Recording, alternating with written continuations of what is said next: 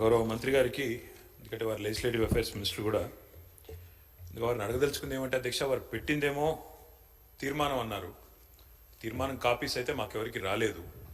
తీర్మానం అన్నారు, చర్చ ప్రారంభించారు. మరి నేనేమనుకున్నానంటే, ఎందుకంటే ఇంత ప్రాముఖ్యత కలిగిన అంశం కాబట్టి గౌరవ ముఖ్యమంత్రి గారే మరి రాష్ట్ర ప్రభుత్వ పక్షాన సమర్థవంతంగా తీర్మానం ప్రవేశపెడుతూ వాదన వినిపిస్తారేమో అనుకున్నాను. కానీ మరి వారు ఏ కారణం చేతనో కానీ ముఖ్యమంత్రి గారు మాట్లాడడం లేదు. వారి సహచర మంత్రివర్యులతో మాట్లాడించినారు. మరి వారికి మాట్లాడడం ఇష్టం లేక మాట్లాడతలేరా, ఇబ్బంది అయి మాట్లాడతలేరా నాకు తెలియదు. కానీ అధ్యక్ష, మాకు గత 10 సంవత్సరాలుగా మేము అక్కడ ఉండి చెప్పిందే ఇవాళ శ్రీధర్ బాబు గారు చెప్పిన అధ్యక్ష, కొత్తదేం లేదు. స్పీకర్ సార్, ముఖ్యమంత్రి గారు వారికి పాపం వారి ప్రధాన ప్రతిపక్ష నాయకుడిని ఏదో అనిపించాలనే ఉబలాటం ఎక్కువ కనిపిస్తుంది. ఇంత అత్యంత కీలకమైన 4 కోట్ల తెలంగాణ ప్రజలకు సంబంధించిన హక్కులు, అనుమతులు, నిధులు సర్వం ఈరోజు మనం ఇక్కడ చర్చించుకుంటున్నాం.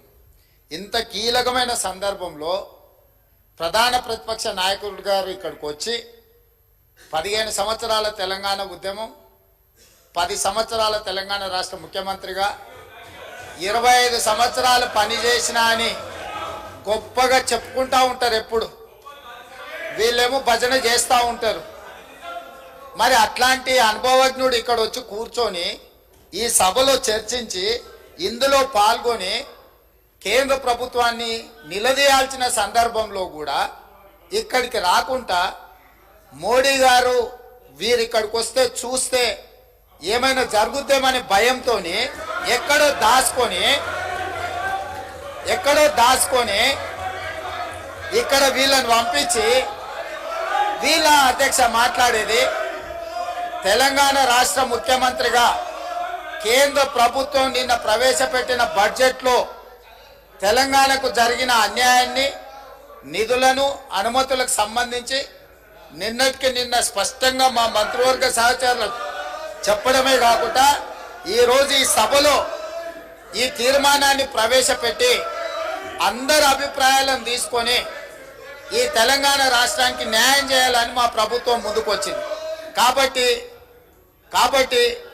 ఆ సభ్యులు ప్రస్తావించాల్సిన అంశాల మీద దృష్టి పెడితే అది తెలంగాణ రాష్ట్రానికి ఉపయోగపడుతుంది. అట్లా కాకుండా ఇట్లాంటి వివాదాస్పదమైన విషయాలు మాట్లాడితే వారి నాయకుడి యొక్క బండారం బయటపడుతుంది. దానివల్ల వారికే నష్టం జరుగుతుందని నేను సూచన చేస్తున్నా అధ్యక్ష,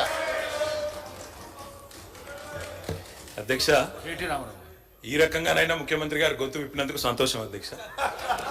ఈ రకంగానైనా మాట్లాడే పరిస్థితి వచ్చినందుకు ధన్యవాదాలు అధ్యక్ష. ఒక్క మాట అధ్యక్ష, కేసీఆర్ గారి గురించి, మా పార్టీ గురించి వారు మాట్లాడిన మాటకి నేను ఒకటే వారికి చెప్పేది అధ్యక్ష, ఇక్కడ ఉండే ఈ నాయకుడి స్థాయికి మేము చాలా అధ్యక్ష. కేసీఆర్ గారు అవసరం లేదు. ఆయన వచ్చినా రాకున్నా తప్పకుండా సమాధానం చెప్పే సత్తా మాకుంది. మీ సత్తా తెలుసు, మీరు ఇక్కడ ఉండి అక్కడ పోయిన వాళ్ళే, మీ సత్తా తెలుసు. కేసీఆర్ గారు అవసరం లేదు మీకు, మేము సరిపోతాం. మాకు సమాధానం చెప్పండి చాలు మీరు. అధ్యక్ష, వారు అన్నారు అధ్యక్ష తీర్మానం అని. అసలు తీర్మానం ఎక్కడ ఉంది అధ్యక్ష? మాకైతే కాపీ రాలే. ముఖ్యమంత్రి గారు అంటున్నారు తీర్మానం ప్రవేశపెట్టిన. తీర్మానం ఏది అధ్యక్ష? అసలు మీరు ప్రవేశపెట్టిన తీర్మానం ఏది శ్రీధర్ బాబు గారు? మీరు legislative affairs minister, where is the resolution లేకుండా చర్చ ఏంది అధ్యక్ష? అసలు ఈ షార్ట్ డిస్కషనా, రెజల్యూషనా, ఏం పెడుతున్నారో కూడా తెలియకుండా హౌస్ నడుపుతున్నారు. ఇప్పుడు గౌరవ ముఖ్యమంత్రి గారు స్టేట్మెంట్ చేశారు. స్టేట్మెంట్ చేసి మీ అభిప్రాయాలను తీసుకొని చాలా డెమోక్రటిక్ గా పోతా ఉన్న సందర్భం, మీరు డెమోక్రసీ వద్దు, డెమోక్రటిక్ పోవద్దు అంటే మేము స్పెసిఫిక్ గా తీర్మానం చేస్తాం. దాని పరంగానే దాంట్లోనే మీరు ఆ అంశాల విషయంలోనే మేము డెమోక్రటిక్ గా ఒక స్టేట్మెంట్ చేశాం. స్టేట్మెంట్ తర్వాత మీ అభిప్రాయాలను తీసుకొని ఈరోజు మేము ఒకటి ఆలోచన చేయాలా. దాంట్లో ఏముంది సార్ అధ్యక్ష? ఈరోజు గవర్నమెంట్ బిజినెస్ లో ఏముంది? మేము స్టేట్మెంట్ చేసి మీ అందరి అభిప్రాయాలను తీసుకొని తీర్మానాన్ని ప్రవేశపెడతాం. మీ అభిప్రాయాలను కూడా దాంట్లో పరిగణనలోకి తీసుకొని తీర్థమని ఆలోచన చేస్తే వద్దు అంటే ఇప్పుడే పెడతాం. 5 నిమిషాలు బ్రేక్ ఇవ్వండి అధ్యక్ష. ఇప్పుడే తీర్మానం పెడతాం. అదే తీర్మానం ప్రకారం పోదాం. యూనిలాటరల్ గా మీరు అనేక సందర్భాల్లో తెలంగాణ రాష్ట్ర ప్రభుత్వం ఆ రోజు తీర్మానం పెట్టాం. యూనిలాటరల్ గా పోకుండా ఓ డెమోక్రాటిక్ స్పిరిట్ లో మీ అభిప్రాయాలను తీసుకొని పోదాం అంటే వద్దంటే ఎట్లా? వదిలేద్దాము. 5 నిమిషాలు బ్రేక్ ఇవ్వండి సార్. మల్లా రాజేశ్వర రెడ్డి కూర్చోండి. కేటీ రామారావు గారు. అధ్యక్ష, మేము 10 ఏళ్ళు అక్కడ కూర్చున్నాం అధ్యక్ష. 10 ఏళ్ళు ప్రభుత్వాన్ని నడిపాం. ఒక స్టేట్మెంట్ కానీ ఒక రెజల్యూషన్ కానీ ప్రవేశపెట్టినప్పుడు ముందుగా సాంప్రదాయం ఏంటంటే అధ్యక్ష, అసలు ప్రభుత్వం ఏం చెప్పదలుచుకున్నది, ఏ అంశం మీద చర్చ చేయదలుచుకున్నది, ముందు దాని ప్రతులు అందరికీ పంచాలి. అధ్యక్ష, కొద్దిగా హౌస్ని ఆర్డర్లు పెట్టండి అధ్యక్ష. నేను మీ మంచి కోసమే చెప్తున్నా, ప్రభుత్వం ఎట్లా నడపాలో చెప్తున్నాను. నేనేమంటున్నా అంటే అధ్యక్ష, వారు ముఖ్యమంత్రి గారు వారు గతంలో మంత్రిగా పనిచేయలేదు, వారికి సభా వ్యవహారాల అనుభవం లేకపోవచ్చు.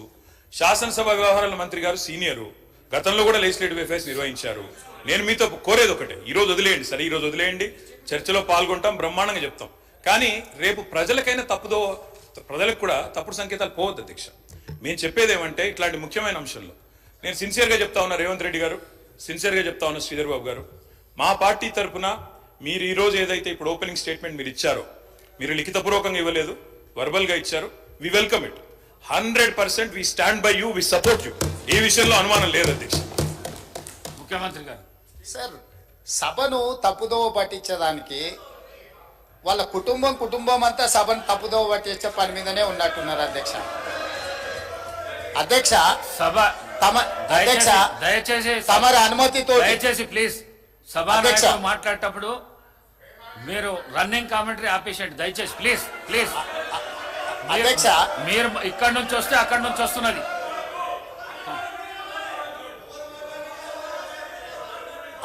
అధ్యక్ష,